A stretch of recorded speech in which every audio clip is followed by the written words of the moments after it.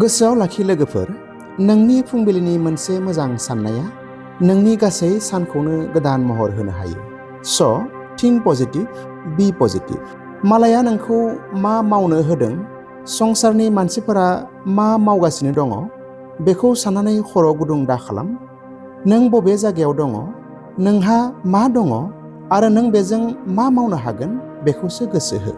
Opportunity एबा सुबिदाया गावनो गाव जाखाङा, बेखौ नों गावनो दानो सोलोंनांगोन।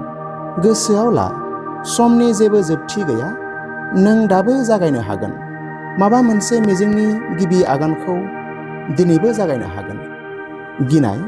गिनायानो जोंनि जिउनि देरसिन सुथुर।